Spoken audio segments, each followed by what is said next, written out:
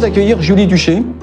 D'accord. Alors, s'il vous plaît, hein, ne l'embêtez pas, ne lui parlez pas d'assistance à maîtrise d'usage.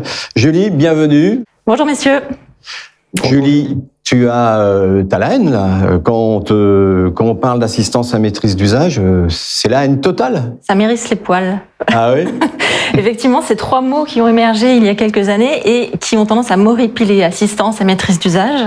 Alors pourquoi ? Parce que pour moi, c'est encore du jargon pseudo-technique, abrégé d'ailleurs en acronyme, un énième, AMU, AMU, utilisé à tort et à travers, parce que finalement, il signifie pas grand-chose.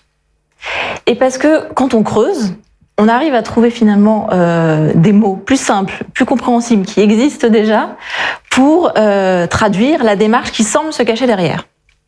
Alors je me suis amusée un petit peu à décortiquer ces 3 mots. Assistance. Alors déjà, qui est assisté ? Est-ce qu'on assiste la collectivité, l'aménageur, le promoteur, les habitants, un peu tout ça à la fois ? On ne sait pas trop.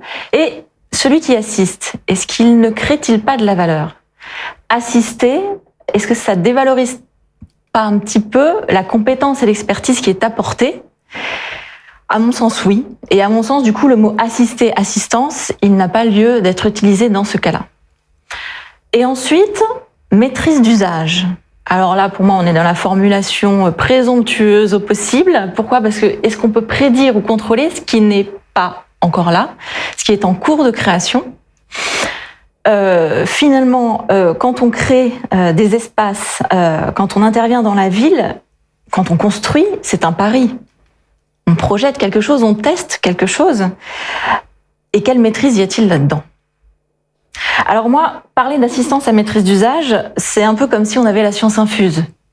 Et puis qu'on allait apprendre quelque chose aux usagers en leur donnant un mode d'emploi. Mais en fait, ce qu'on cherche à faire, c'est exactement l'inverse. On cherche à apprendre des usagers, à capter leur retour d'expérience pour ensuite pouvoir proposer des choses. Donc finalement, c'est complètement à contre-emploi, cette assistance à maîtrise d'usage. Au final, de quoi est-ce qu'on veut parler quand on évoque l'AMU ?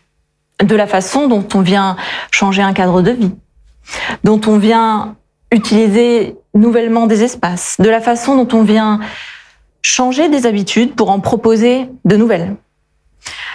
Alors, moi j'ai envie de dire, arrêtons de nous embourber avec des termes utilisés de façon un peu pompeuse, à tort et à travers, et parlons simplement avec humilité, avec des mots que tout le monde comprenne. Écoutons, dialoguons, accompagnons, parce que effectivement, les nouveaux usages qu'on souhaite introduire et tester en transformant des espaces puissent effectivement coller au plus près des réalités du quotidien, des enjeux de notre société et des fameuses attentes des habitants. Finalement, ce qu'on cherche à faire, c'est se mettre dans une logique de réflexion collective. Ce qu'on veut, c'est un travail de proximité avec les habitants, de dialogue, d'écoute. C'est aussi un travail de longue haleine, parce que changer des habitudes, ça prend du temps. Alors moi, j'ai envie de dire, pourquoi est-ce qu'on ne parle pas tout simplement d'accompagner des nouveaux usages, voire même, puisque l'acte urbain induit forcément des changements dans le quotidien, d'accompagner le changement. Accompagner le changement, je crois que nous sommes tous convaincus, ou alors c'est le changement qui nous accompagnera. Il faudra revenir à la définition du mot changement. Merci beaucoup Julie, en tous les cas c'était très très intéressant.